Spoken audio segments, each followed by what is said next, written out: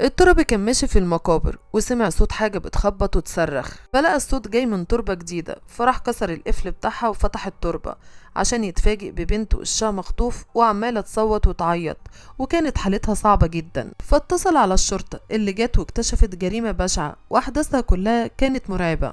وحكايتنا بدأت في سنة 2022 في محافظة القاهرة لبنت اسمها أسيل، وكان عندها 19 سنة وعايشة مع أختها الكبيرة وأمها وأبوها، وظروفهم كانت مخبطة لدرجة إن أمها كانت بتاخد قروض صغيرة عشان تمشي بيها البيت، وأبوها الحاج سعيد كان شغال فران. وأسيل كانت بنت محترمة جدا وفي حالها، بس للأسف كل ده اتغير لما اتعرفت على وائل. ووائل ده بقى نقدر نقول عليه شيطان على هيئة بشر، وأسيل اتعرفت عليه بالصدفة على السوشيال ميديا. وكان عنده 24 سنة، شاب وسيم وأهله معاهم فلوس زي الرز. وفضلوا يتكلموا هما الاتنين مع بعض فترة لحد ما جه اليوم وقرروا ان هما يتقابلوا. وفعلا اتقابلوا في الكومباوند اللي ساكن فيه وائل اللي كان في التجمع الخامس، وكانوا قاعدين هما الاتنين في كافيه جوه الكومباوند. والمقابلة كانت لطيفة وأسيل كانت مبسوطة، وتعرفت كمان على أصحاب وائل وهما أحمد وياسر. وفي آخر اليوم وائل وصلها بعربيته لحد البيت وشاف المنطقة العشوائية اللي هي ساكنة فيها، ورغم كده ما قطعش علاقته بيها، والعلاقة فضلت مستمرة وبشكل أقوى كمان. لحد ما في يوم وائل كان عازم أسيل على حفلة عاملينها في فيلة واحد صاحبهم، واللي هو كان ياسر، وكانت متعرفة عليه قبل كده.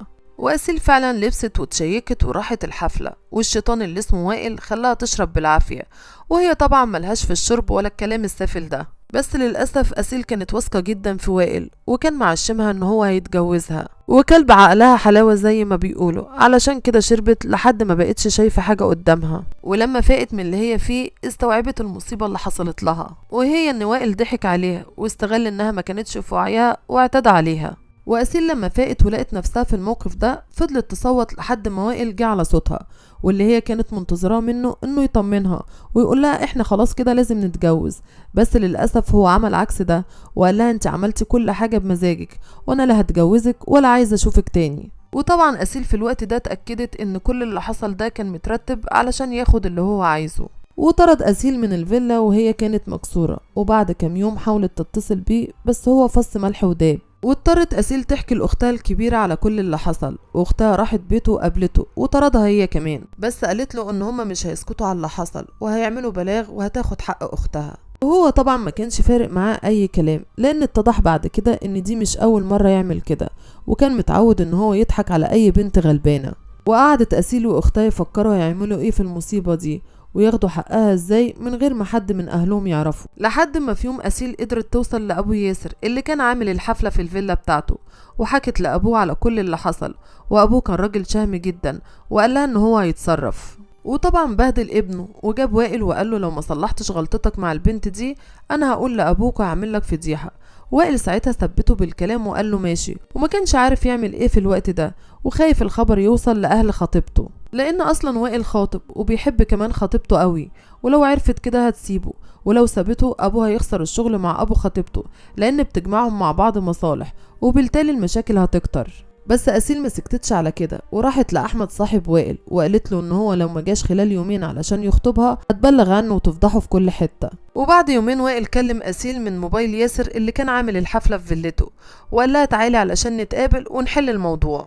وأسيل قالت لأختها على اللي حصل وراحت فعلا لوحدها علشان تقابله، وكان مستنيها بالعربية بتاعته. وبعد كده ركبت معاه وقعد يكلمها طول السكة علشان ما تشكش في أي حاجة، وبدأ يفتح معاها مواضيع غريبة لحد ما لقت نفسها وصلت لمنطقة المقابر. والمقابر دي كانت في منطقة حلوان، وكان أحمد وياسر صحابه مستنيينه هناك. ويقف وائل بالعربية ويتلموا عليها هما التلاتة ويضربوها، وبعد كده يكتفوها بحبل، وبعدها يحطوا بلاستر على بقها. ومش بس كده، وائل يجيب سكينة كان محضرها ويطعنها في بطنها. وكانت في تربة بتاعت أهل ياسر، والتربة دي كانت جديدة ومفيش حد مدفون فيها أصلا. فتحوا التربة وحفروا ورموها جوه وردموا عليها ومشوا، وكانوا فاكرين ان خلاص كده الحكاية اتحلت والصداع اللي أسيل كانت عاملاه خلاص راح. بس اللي ما كانوش عاملين حسابه ان في نفس اليوم الساعة 3 الفجر عم مغاور التربي يمشي في المقابر ويسمع صوت خبط وصريخ جاية من التربة الجديدة، وهو عارف ان مفيش حد مدفون فيها، علشان اول ما يفتح التربة يلاقي أسيل قدامه كانت حالتها صعبة جدا، فأخدها ووداها على المستشفى. وبرغم ان حالتها كانت حرجة جدا بس اتكتب لها عمر جديد. واختها حكت للشرطة على حكايتها مع وائل واصحابه، واسيل كمان بعد ما فاقت حكت على اللي حصل معاها. والشرطة قبضت عليهم هما التلاتة، وائل وياسر واحمد، وطبعا انكروا كل حاجة، وما كانش للاسف في دليل واضح يعرفهم ان هما اللي عملوا فيها كده. بس كان عندهم تفاصيل صغيرة، منها ان القبر اللي كانت موجودة فيه كانت ملك لعيلة ياسر، بس طبعا لما استجوبوه انكر وقال ان هو ما يعرفش مين اللي عمل فيها كده. والشرطة حجزوا التلاتة في الاسم، وتقريبا اللي كان هيشيل القضية هو ياسر، لانهم لقوا اخر رقم متصل باسيل خاص بياسر. بس بعد اسبوعين من التحقيقات عرفوا ان وائل كان ليه علاقة بيها، وده لما فتشوا موبايله ومن خلال كاميرات المراقبة كمان اللي اثبتت انها كانت بتروح له. بس وائل قال انه كان فعلا مرتبط بيها، وبعد كده بقوا اصحاب عادي بدون ارتباط، وانها فعلا كانت بتيجي الكومباوند بس بيقعدوا هما الاتنين على الكافيه اللي جوه. في الوقت ده ابو احمد ووائل كانوا عايزين يطلعوا من العكة دي، وكانوا ناس معاهم فلوس ومحامين كبار، فقدروا يطلعوا وائل واحمد على ذمة القضية. اما ياسر فكان كل الادلة بقت ضده، وعلشان كمان يأكدوا الجريمة على ياسر، وائل واحمد اعترفوا ان ياسر هو اللي عمل كل ده علشان يخلعوا من القضية خالص. ولما ياسر صاحبهم لقاهم بيعملوا معاه كده اعترف بكل حاجة، بس طبعا ما كانش حد مصدقه لان ما كانش معاه دليل واحد ضدهم. لكن ابو ياسر لما لقى ابنه خلاص بيضيع قرر ان هو يطلع الدليل اللي كان مخبيه، وهو انه كان حاطط كاميرا جوه الفيلا بتاعته وكانت مصورة وائل وهو بيعتدي على اسيل. ولما قدم الفيديو للنيابة قبضوا على وائل واحمد، وبعد الضغط عليهم اعترفوا بكل حاجة، وان دي كمان مش اول مرة يعملوا حاجة زي كده. وفي النهاية التلاتة اتسجنوا، وكل واحد خد العقاب اللي يستحقه.